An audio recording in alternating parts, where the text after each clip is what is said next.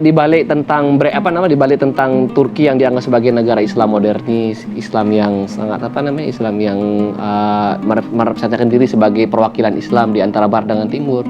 Prostitusi terselubung itulah yang menjadi masalah Turki yang cukup besar. Karena di sana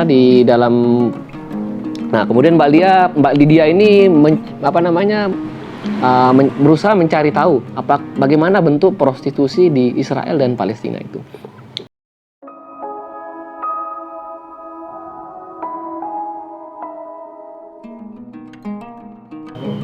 Halo, selamat sore. Saya Pathul. Mungkin hari-hari kedepannya channel Mayung Lepas akan berganti perwajahan. Kami sudah sepakat dengan teman-teman ingin mengisi dengan konten-konten yang positif, terutama berdiskusi tentang kegiatan literasi. Nah, untuk tayangan perdana tentang literasi, sore ini kita membahas tentang sebuah buku. Ini judulnya Bisnis Perbudakan Seksual dari Mbak Lydia. Kenapa buku ini kita bahas menjadi edisi perdana? Mungkin karena hari-hari ini kita dihebohkan dengan kasus salah seorang artis yang terjerat dugaan prostitusi online. Dan ini bukan pertama kali terjadi di Indonesia, ada beberapa kali terjadi artis yang diduga terlibat prostitusi online. Publik dikagetkan, kenapa seorang artis yang hidupnya kelihatannya sejahtera, bahagia, glamor, tapi bisa terjerat di dalam kasus prostitusi online. Itu kita akan bahas di dalam buku ini, dan itu memang ada salah satu pembahasan di dalam buku ini tentang bagaimana sebuah prostitusi online itu. Oke, kalau secara teknis buku ini kita nggak bahas secara teknisnya. Yang pasti buku ini diterbitkan oleh Margin Kiri. Saya termasuk salah orang penggemar buku-buku Margin Kiri karena fontnya rasanya pas banget ya, dan buku-buku Margin Kiri memang berbicara buku-buku yang sifatnya kritis, baik karya non-fiksi maupun fiksinya. Itu selalu karya-karya yang sifatnya kritis. Saya termasuk pembaca Margin Kiri sudah sejak lama. Oke. Mungkin di sini Mbak Lydia ini adalah seorang wartawan dari Meksiko. Dia seorang wartawan dalam sebuah media lokal yang dia kita panggil Mbak Lydia aja ya biar sangat Indonesia banget. Mbak Lydia ini dia aktif meliput tentang isu-isu kekerasan seksual, termasuk di dalamnya adalah isu tentang perdagangan perempuan dan anak. Jadi di sini ada perdagangan perempuan, ada perdagangan anak. Dan Mbak Lydia ini bertahun-tahun meliput isu itu dan bahkan hampir mengancam nyawanya. Sampai dia pernah disekap oleh kelompok mafia yang juga penyelundup narkoba, disiksa. Termasuk juga Mbak Lydia ini pernah ditangkap. Ternyata penangkapannya itu kerjasama antara salah seorang pengusaha di negaranya dengan gubernur negara bagian. Bayangkan seorang gubernur negara bagian berkomplotan dengan penjahat untuk menangkap dan menyiksa Mbak Lydia ini atas tulisan-tulisannya yang membongkar kasus prostitusi dan perdagangan perempuan dan anak. Oke, Mbak Lydia saya nggak tahu kenapa dia tiba-tiba di bagian pertama bukunya dia milih Turki ya. Ini rasanya membahas tentang Turki di Indonesia, terutama khususnya Turki ini sekarang kan dianggap sebagai representasi negara yang Islam tapi modern. Istilahnya imajinasi publik Indonesia itu Turki adalah idaman, bahkan sampai Presiden Turki pun itu banyak fansnya dari Indonesia. Walaupun konteks dalam buku Mbak Lydia ini mungkin belum cukup lama, artinya cukup lama sekitar tahun 2009, 2010 awal 2010-an, 2011-an, tapi dia masih kontekstual karena di Turki pada saat itu juga wacana-wacana tentang keislaman, wacana-wacana demokrasi sedang menguat. Turki sedang berjuang untuk diakui sebagai bagian dari Uni Eropa. Turki menempati posisi yang sangat strategis. Dia dianggap sebagai pintu masuk antara Barat dan Timur. Pernah menjadi negara sekuler, kemudian diidentikan dengan sebagai salah satu representasi negara Islam modern. Sehingga di Turki pun tentang prostitusi, tentang kejahatan perdagangan perempuan itu sebagai isu yang sangat-sangat sensitif. Jadi negara secara resmi melarang aktivitas prostitusi. Tapi di balik tentang Turki yang dianggap sebagai negara Islam modernis, Islam yang sangat Islam yang merepresentasikan diri sebagai perwakilan Islam di antara Barat dengan Timur. Prostitusi terselubung itulah yang menjadi masalah Turki yang cukup besar. Karena di sana di dalam kasus di Turki yang disampaikan Mbak Lydia ini banyak keterlibatan justru aparat-aparat pemerintahan, militer, polisi, orang-orang penting. Dan sebagai pintu masuk antara Barat dan Timur, justru Turki juga menjadi pintu masuk antara prostitusi dan perdagangan perempuan dan anak. Bagaimana kemudian korban perempuan korban perdagangan, anak-anak yang dijadikan sebagai budak seks itu masuk melalui Turki. Bagaimana kemudian memanfaatkan jalur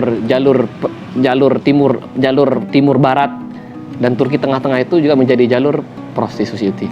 Di Turki ini memang Mbak Lydia cukup hati-hati dia ketika dalam melakukan investigasi, tapi dia beruntung karena ada salah seorang polisi yang baik hati yang kemudian banyak memberikannya data. Jadi bayangan kita tentang Turki yang Islamis modernis itu ternyata di belakangnya itu seperti apa yang digambarkan di Mbak Lydia di buku ini cukup menghentak. Apalagi belakangan juga kita dihebohkan dengan kasus Harun Yahya ya.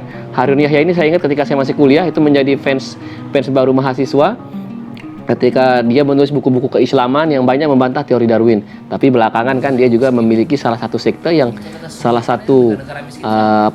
aktivitas sektenya itu adalah terjadi kekerasan seksual terhadap banyak perempuan. Itu kita silakan dicari di medsos video-videonya. Nah, kemudian setelah dari Turki, saya akan kita membahas Israel dan Palestina. Ini menarik ya, Israel Palestina. Ya, sehari-hari kan di negara kita di Indonesia isu Palestina Israel ini isu yang tidak pernah padam. Bagaimana perjuangan rakyat Palestina untuk melawan penjajahan oleh Israel. Itu adalah narasi-narasi yang kita dengar sehari-hari di Indonesia. Sorry, harus minum kopi dulu ya. Nah, kemudian Mbak Lydia ini berusaha mencari tahu bagaimana bentuk prostitusi di Israel dan Palestina itu. Kita tahu dua negara ini adalah negara yang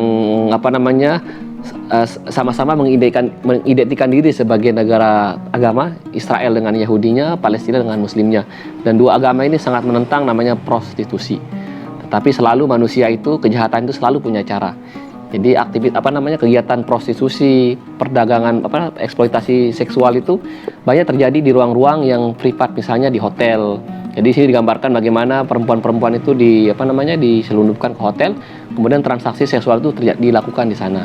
Nah, di sini juga Mbak Lydia melihat bagaimana konflik antara Israel dan Palestina itu perempuan selalu menjadi korban terbesar. Selain tadi perempuan kehilangan akses, kehilangan keluarga, kehilangan tempat tinggal, juga mereka rawan untuk diperjualbelikan. Nah, itulah yang digambarkan Mbak Lydia penulis di sini, bahwa perempuan itu sangat rentan di daerah-daerah konflik. Yang menarik juga di Israel sebagai negara kaya ya tahulah Israel negara kaya raya. Kemudian juga itu di Israel itu juga menjadi tempat aktivitas ilegal untuk jual beli organ. Nah, ini sudah jual beli organ. Jadi orang-orang kaya di Israel yang sakit, yang butuh transplantasi organ, kemudian dia membeli organ dari korban-korban kekerasan seksual, korban-korban perdagangan orang. Dan itu terjadi di Israel. Bagaimana orang-orang kaya kemudian membeli organ dari negara-negara yang miskin. Nanti Mbak Lydia dari cerita Israel itulah Mbak Lydia kemudian menelusuri negara-negara lainnya untuk mencari kasus-kasus prostitusi, kejahatan seksual, dan perdagangan perempuan dan perdagangan anak. Di sini kalau kita membaca di Mbak Lydia ini juga Mbak Lydia banyak masuk ke Asia Tenggara. Di sini ada di Birma. Nah, ini yang menarik ini di Birma ya. Birma ya sampai sekarang kan masih kita dengar konfliknya Birma ini. Di sini bagaimana Birma ini justru kejahatan terhadap perempuan dan anak itu khususnya perempuan dan anak itu dilakukan oleh aparatus pemerintah. Bagaimana kemudian bisnis dari pemerintah, bisnis militer, polisinya ya kepolisian yang korup yang kemudian mengeksploitasi perempuan. Di sini perempuan itu dianggap sebagai barang yang bisa diperjualbelikan. Itu kejahatan kemanusiaan sangat tinggi di Birma. Lagi-lagi perempuan dan anak adalah menjadi korban terbesarnya. Bagaimana kemudian seorang pimpinan militer meminta perempuan-perempuan dari desa-desa yang masih perawan untuk diajak dalam parade militer. Padahal itu adalah bagian cara terselubung untuk melakukan kekerasan terhadap perempuan. Dan akhirnya nanti perempuan-perempuan itu banyak yang kemudian dijual ke beberapa negara lainnya, termasuk anak-anak. Nah, yang menarik di sini, Birma ini kemudian banyak dikecam dan diembargo oleh negara-negara Barat, terutama Amerika. Bukannya menghentikan kasus-kasus kejahatan, justru membuat kejahatan dengan cara baru. Jadi ketika diembargo, jadi mafia yang bersekongkol dengan pemerintah lah kemudian yang menjalankan bisnis prostitusi dan bisnis perdagangan perempuan dan perdagangan anak itu. Itulah negara Birma. Nah, di sini juga menarik, di negara Mbak Lydia ini masuk ke Vietnam, Thailand, terus di di negara-negara Asia Tenggara lainnya. Sayangnya nggak ada informasi tentang Indonesia. Tapi di Thailand, di Vietnam, kita udah sering dengar ya bagaimana di Thailand itu sepertinya udah menjadi bukan rahasia umum lagi ya bahwa salah satu daya tarik wisata yang cukup sering diperbincangkan netizen itu adalah wisata seksual, wisata seks. Dan sayangnya adalah di sini bahwa yang dieksploitasi itulah ada anak-anak. Jadi di sini sangat menyedihkan bagaimana digambarkan anak-anak yang masih umur 6 tahun, umur 10 tahun yang dijual oleh orang tuanya ke dalam sindikat perdagangan anak dan perdagangan seksual. Kita break dulu sebentar ya, ngopi dulu.